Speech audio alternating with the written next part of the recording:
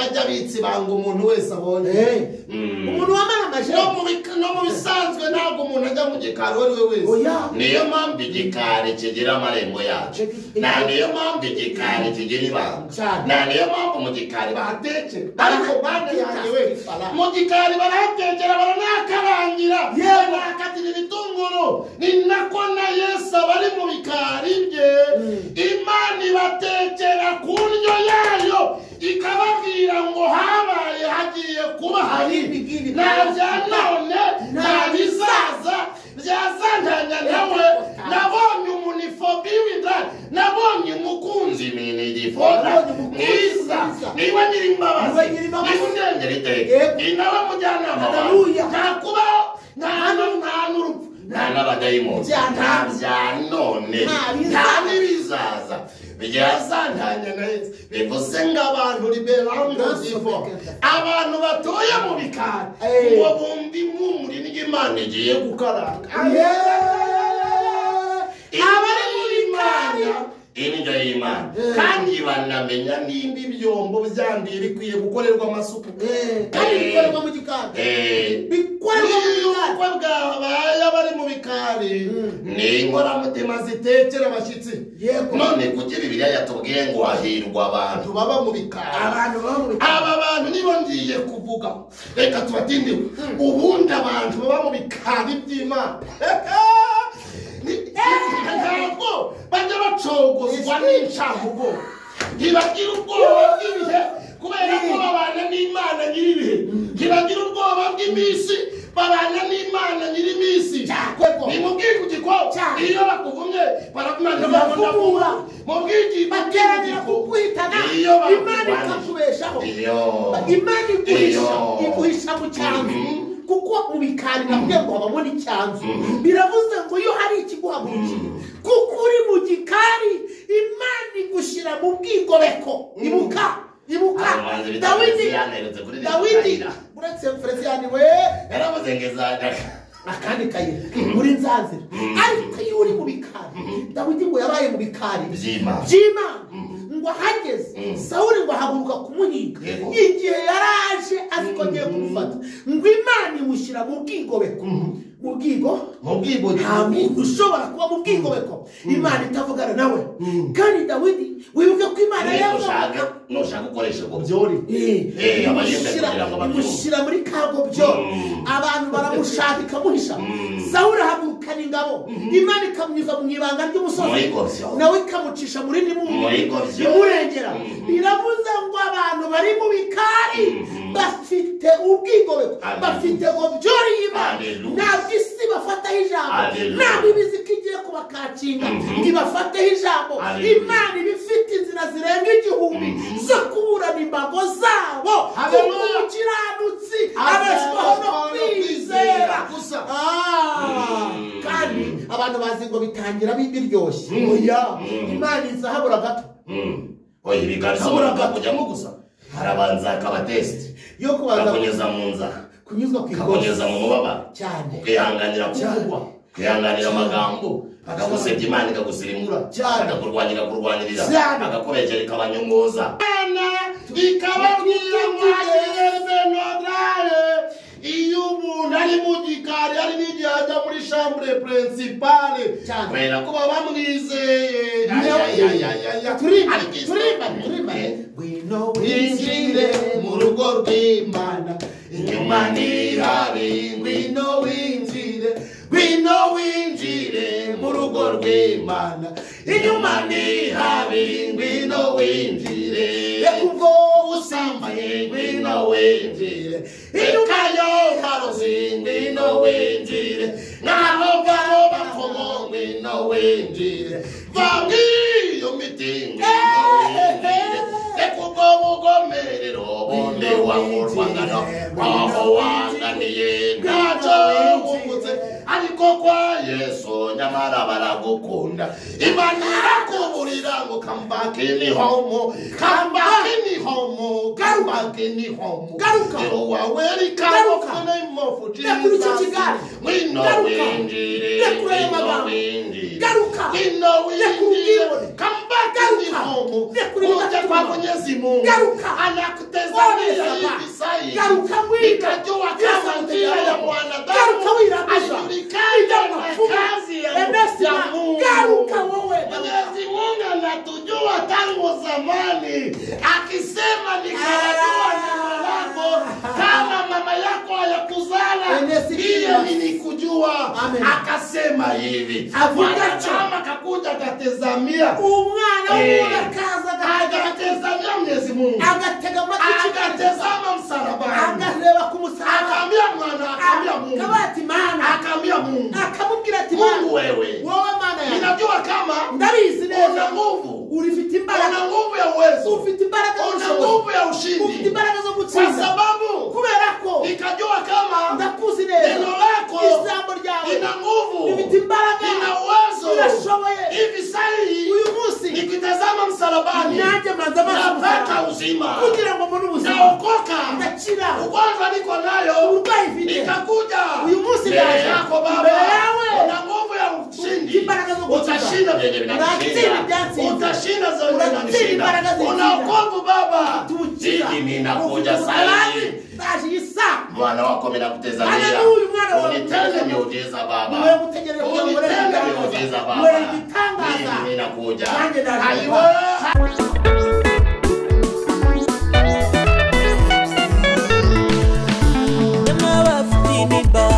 Ibibazo bigoye tongaho nimukize dore umukiza araje. Nimwibuke Eliya munsi y'umurotemu, isabira gupfa azira mutabara. Dawidi wari umushumba imuhindura umwami, uri bene se bose imuha icyubahiro. Haleluya, niyo n'imbaraga, dore iyo nirubasha kanije gutabara. Iyo n'imbaraga, dore iyo nirubasha kanije gutabara. Imana data nabane namwe urukundo ndetse n'ubuntu bibonerwa muri Kristo Yesu nibiye muri twebwe. Tubahaye ikaze mwebwe mukunda kugakurikirana inyigisho ducisha kuri Mos TV ndetse no ku Musaruzi TV. Abantu bo ku Musaruzi TV muyoboke Mos TV, hariho ibintu nk'ibiri hano ku Musaruzi. Twese turi bene mugabo umwe, turi bene Kristo. Mukoreho sabone cyangwa subscribe. Imana data ibaho umugisha. Ntabwo tugomba gutinda muri intro, tugomba gutinda tuvuga Yesu. Yitwa Pasteur, tubahaye ikaze. Murakoze bene data ndabahobeye, abo tutabanye iryo jwira, abashyashya abambonye bwa mbere, abo tutarwerukanye. Reka mbabwire ngo Kristo abagwe neza. Imana ishimwe. Kandi uyu munsi w'iteka wakubitse muri kiragihe nagukingurira amarembo y'ikindi gihe. Muri make Imana ikwereka urundi ruhande rutandukanye n'urwo wari uhagaze. Mu izina rya Pasteur ariko ntabwo kandi twunguka. Nitwa Pastor Moise, irinde nisindayigaya. Ndashimira Yesu. Ndi umushumba. Iyo mvuze ngo ndi umushumba nanga kuvuga ngo wiri torero, kubera ko mba nkurinda kugira ngo utirimita, kuko umushumba ubundi ashumba bose bemeye kushumba. Oya n'umuririmbyi yaravuze ngo itorero ni rimwe mu moko ataramwe. Bishimye izina rimwe n'irya Kristo. Yego. Nuko twinjiye mu kiganiro cyangwa mu nyigisho, ndagira ngo Pasteur adusengere noneho nze tuganira. Mbereka ijambo tugiye kuganiraho noneho twinjiye. Karibu Pasteur. Mwami Yesu turagushimiye. Tugukire bugufi imbere yawe. Abana bawe kugira ngo tuyoborwe nawe. Duhamagariye umwuka wawe Kristo tuwinginga kugira ngo atuyobore kandi abashe gukangura amatwi yose agiye gutega amatwi iri jambo ryawe. Imana ishimwe, Imana ishimwe. Yunguke, abohoke, aruhuke. Warunaniwe, warucitse intege, waruboshwe, warurwaye, warubabaye. Buri wese mu cyiciro arimo ahembuke kandi yubakike mu buryo bw'umwuka mu izina rya Yesu. Amen. Ndagira ngo turambure Bibiliya zacu dusome Zaburi ya 42 cyangwa 92. Turasoma duhere ku murongo wa 12 tugeze kuri 13. Bayibiri bivuze cy'umurongo wa 12 tugeze kuri 13. ubwo biterwa na Bibiliya ufite. Hari naho Bibiliya ivuga 13 na 14 ariko 12 yaravuze ngo umurongo wa 12 cyangwa 13 12 yaravuze ngo kandi ijwi ryanjye yego ryarabye ibyo nshakira abanzi banjye, amatwi yanjye yumvise ibyo nshakira abanyabyaha babamugukiye. Umurongo wa 13 umukiranutsi azashisha nk'umukindo, azashyirwa hejuru nk'umwerezi w'i Lebanon. Ubwo batewe mu rugo rw'Uwiteka bazashishira mu bikari by'Imana yacu. Ndasubiramo 13 na 14. Bibiliya iravuze ngo umukiranutsi azashisha nk'umukindo, azashyirwa hejuru nk'umwerezi w'i Lebanon. Amen. 14 ubwo batewe mu rugo rw'Uwiteka bazashishira mu bikari by'Imana yacu. Ongeraho no wohepwe. Murongo wa 15 kugira ngo byerekane yuko Uwiteka. Murongo wa 15 bazagumya kwera. Ubwo ni 15 kuri Bibiliya yanjye. Bazaguma kwera no mu busaza, bazagira amakakama menshi n'itoto, kugira ngo byerekane yuko Uwiteka atunganye, niwe gitare cyanjye, ntarimo gukiranirwa na guke. Amen. Impamvu nsomye iri jambo, hari indirimbo twajyaga turirimba ngo kuba mu nzu y'Uwiteka umunsi umwe gusa biruta kuba mu nzu z'abatunzi batunganiwe. Turirimbane. Kuba mu nzu y'Uwiteka umunsi umwe gusa biruta kuba mu nzu z'abatunzi batunganiwe. Impamvu mwinjira ahangaha cyangwa nshaka ko tuvuga ahangaha, yego urumva ntabwo twarepeteye hamwe, ariko ururimi rwacu ni umwuka wera cyane. Ubwashize abo twateranye nababwiye ko ikiranga abenegihugu, abenegihugu ntabwo barangwa n'icyo bita carte d'identité cyangwa carte nationalité cyangwa irangamuntu, cyangwa ngo bahuriye mu cyo bita image cyangwa isura, ahubwo hari ikintu kiranga abenegihugu. Icyo rero bakita ururimi rwa kavukire, ururimi rwa gakondo, ururimi rw'abapantekote. Mu ndirimbo y'108 haravuga ngo nge ndi umukristo, nzahora ndiwe mu bintu byose ngeze kugupfa. Ibyo nivyo biranga umupasitoro wo muri ADPR wakirijwe wuzuye umwuka wera, na nivyo biranga umupasitoro wo muri Restoration cyangwa muri Zion Temple, ahariho hose, na nivyo biranga umuhanuzi wo mu matorero cyangwa no mu idini, bitewe n'aho abarorerwa cyangwa n'aho abarizwa. Uyu munsi wa none no pastor ntaza kwiyarira ijambo, uretse ko n'ubundi turi mu mwanya kugira ngo tutinde ku ijambo rivuga ngo ibikari. Ariko simvuga ibikari gusa, ahubwo none ndashaka mvuge ku bikari by'Uwiteka. Mu bikari by'Uwiteka, kuba mu bikari. Iyo Bibiliya ivuze ibikari, ubundi ibikari bimeze bite? Ndashaka kubanza tujyane mu gikari meze mu muco w'Abanyarwanda cyangwa muri culture mu ndimi z'amahanga. Ubundi ibikari ni ibiki? Actually cyangwa se mu bisanzwe, iyo bavuze mu bikari, mu gikari ni ahantu haba abanyiri urugo gusa, abana bo mu rugo. Ukuvuga ngo ntabwo ubundi no mu Kinyarwanda habaga icyo bita inkingi ebyiri. Habaga iyitwa mbonabihita. Iyo mbonabihita yabaga ari inkingi yegeranye no mu muryango, ariko hakaba n'indi bitaga kanagazi itararengwagaho n'umuntu w'umushyitsi. Kanagazi. Biravuze ngo rero iyo umuntu ari umwana wo mu rugo arenga mbonabihita, akarenga na kanagazi, akajya mu gikari. Aho mu gikari rero habamo ahantu bita icyanzu. Iyo umuntu yashakaga kugenda cyangwa kugira ubundi buryo cyangwa se kunyaruka cyangwa hari nk'umubisha babwita ubwibugiko cyangwa ubwibugiko, yashaka mu cyanzu akaba agiye mu bindi. Biravuze ngo umuntu uba mu bikari byanga bikunda mu bikari habamo n'icyanzu mu kinyarwanda cyiza ni umunyamabanga kandi cyangwa inkoramutima y'urugo kandi Imana buriya mu buryo bwa nyabwo Imana igushyize mu bikari birumvikana ko ino gushyiriraho n'icyanzu. Reka tubanze dutinde mu bikari ubwo iyo umuntu ari mu gikari ni umunyama aba yagiye mu mabanga y'urugo cyangwa mu mutima w'urugo. None reka tuvuge urugo rw'Imana ni uruhe? Urugo rw'Imana kuko ntabwo twagera mu gikari tutaragera mu rugo. Mu rugo rero rw'Imana ni umubiri w'umuntu, umubiri w'umuntu ni urusengero kandi ni rwo rugo rw'Imana.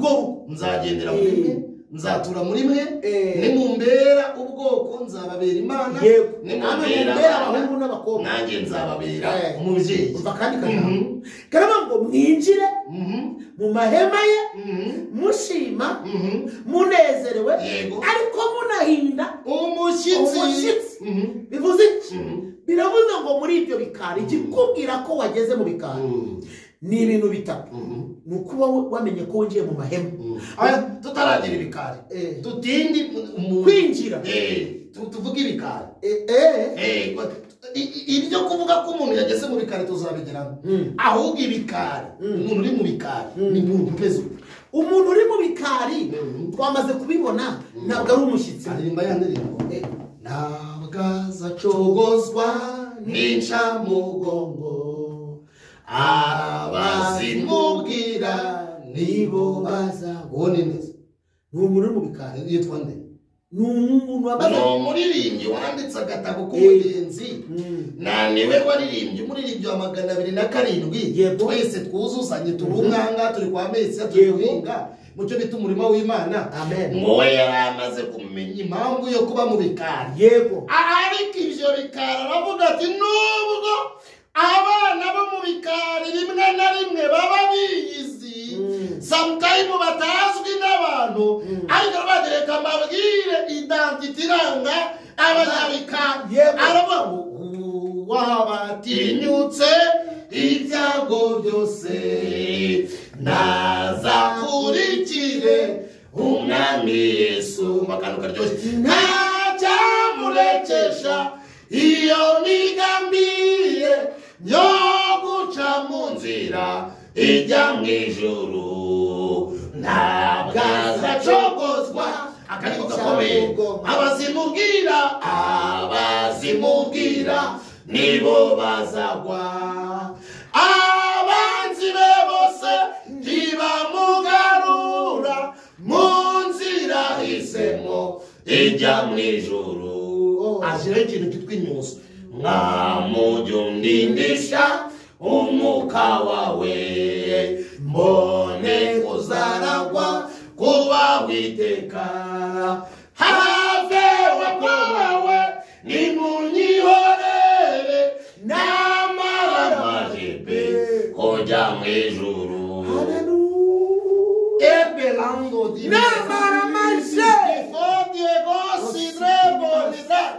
bivuze ngo umunyabikari n'uwatinyutse ibyago byose kandi akamara kubera ko basomye ijambo riri mu gitabo cy'Itangiriro igice cya mbere bavuga ngo mbere na mbere hariho jambo kandi mu jambo niyo waremye ibintu byose. Noneho rero mu ijambo mu gitabo cy'Ibiriburi cyangwa Itangiriro haravuga ngo habeho.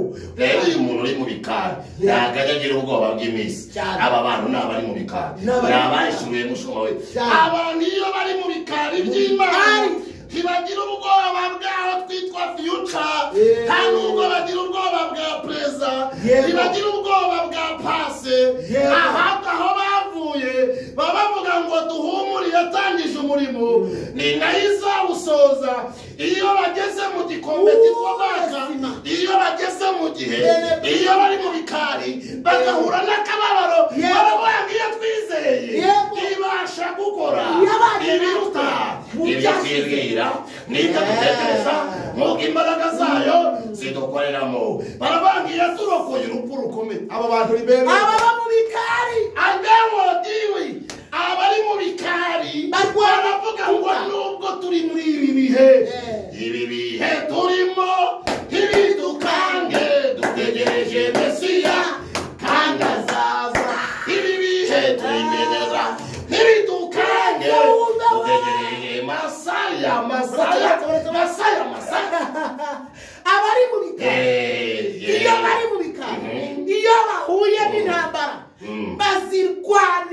kuki Bibiliya ubuhamya bw'ibyo banyuzemo nakuyemo ijambo rikomeye kuki Bibiliya yatubajije ngo wahirwa wa mu bikari bene aba bantu isi zabahiga ariko isi ntizababona umusaza bene aba bantu abarozi bagira amakaka ariko ntibababona bene aba bantu barabavuga we ariko bo ntibavuga bazi ko Imana data igicecekesha amagambo y'Imana ihagaritse umuntu mu gihe cyayo erega ibikari bivuze ko urabona iyo barakuroga Imana iravuga ndarogora bakakwandika gukunda bakakuvumika kuvura bakaroga ikarogora barakuvuga kuvuganira baragusebya ikagukuti barakwandika kuvuga ngo naramukunze ntabwo umuntu aba mu gikari gusa mu gikari haba y'abana b'imfura haba y'abana bo mu rugo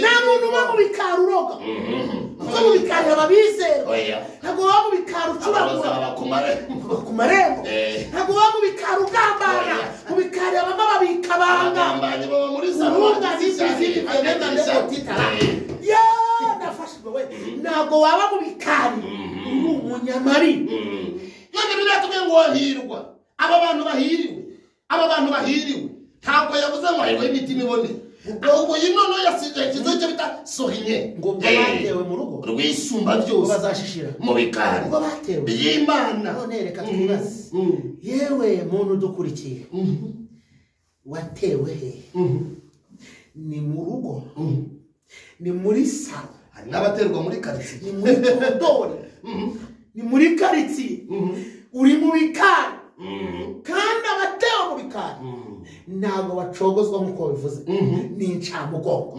niyo bimeze nabi aravuga ngo nubwo bitameze neza ejo bizamera neza kuko uwo nguwo ahorana ibyiringiro avuga ngo kuko umwami Imana izanaba icyondemo na mwara nicyo gituma mubera mu maso hakamera nk'urutare none ndashaka kuvuga mu bikari umuntu wageze mu bikari gusoza arasinzira ikindi kuko ari uterura ibyo kurya agashyira abandi bavuze ijambo ngo abo bantu baba mu bikari ngo bakata n'ibitunguru muri make Imana ifite uko ibanyuzamo oya mu gikari se ko iyo umuntu aba mu gikari yemerewe no kujya muri sitoke kuko sitoke ituranye n'igikari iyo umuntu ari mu gikari cy'Imana yinjira muri sitoke y'Imana haleluya Mungu hajulikane na mipango ya Mwenyezi Mungu haijulikane na mipango ya mwanadamu. Kazi ya Mwenyezi Mungu haijulikane na kazi ya mwanadamu.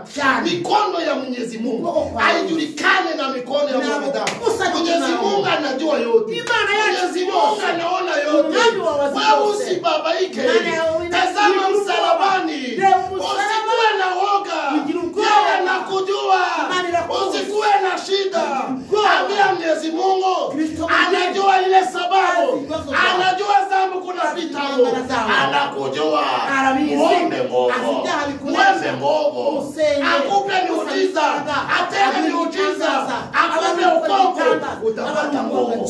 Tunataka kuomba. Tuambie wenye biko wanapita mu mavita. Tuambie kama Mwenyezi Mungu ana nguvu ya uwezo. Ana nguvu ya ushindi. Watu wanatoka kwa Mwenyezi Mungu. Biko wanasema Mungu wewe hakuna kitu utatupatia.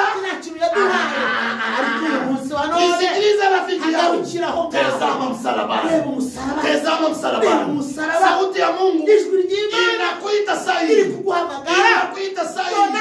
Toka mwa ile mshalati. Toka mwa ile mshalati. Yeye yuko hapa. Anataka kuita. Anataka kuita. Sikia sauti yake.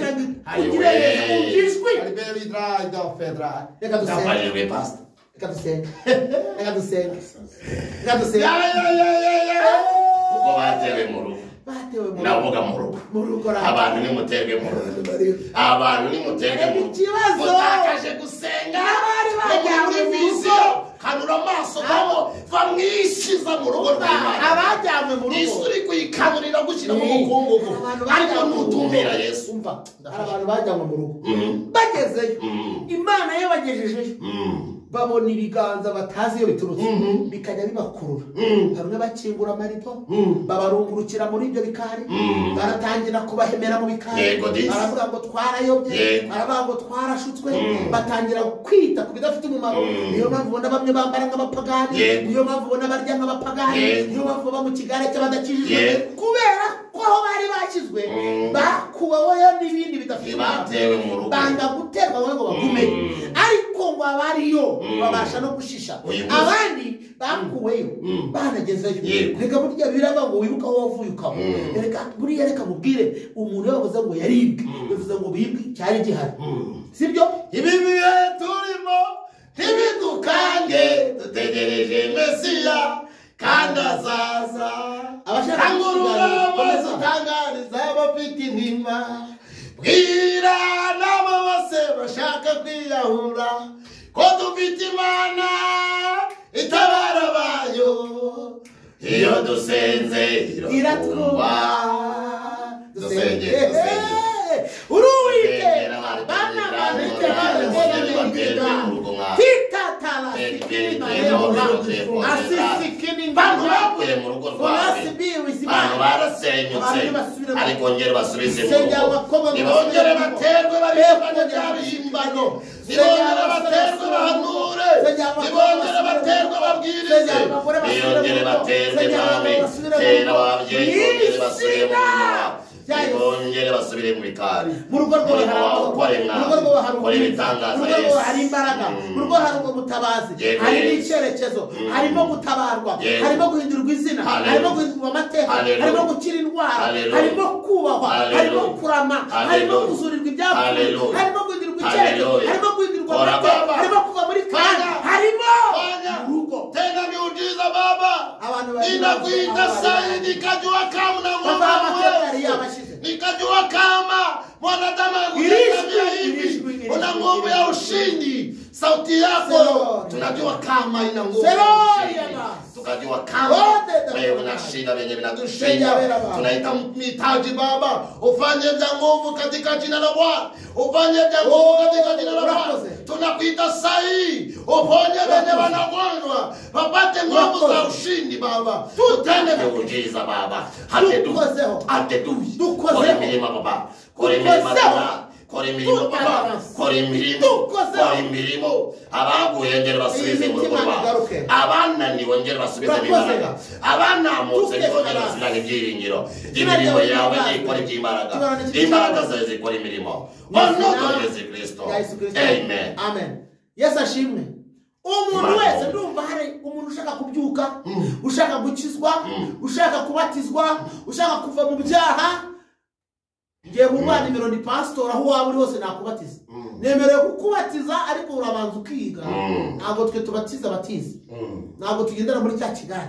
cyane n'abantu bakora bimeze nka pranka cyane n'abantu bakora bimeze nko kwimenyekanisha cyane bimeze nko kwifotoreza ku masitari ndeka mubwira umusitari ukomeye ni Kristo nta nari muzakomera izina nutashaka ko Kristo agukomeza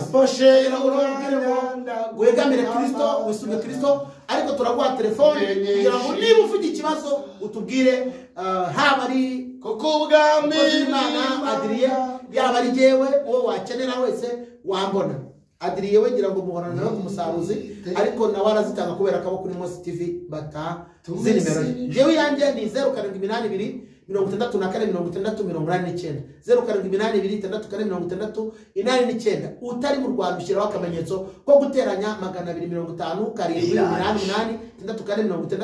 250 twagufasha kandi ukava muri ibyo bintu tandukanye ibyo bintu urimo kuko umukiranutsi azabeshwaho no kwizera ariko nasubira inyuma umutima w'Uwiteka ntabwo uzamwishimira Imana ibamugisha hahirwa bari mu reka tubabwire ngo God bless you thank you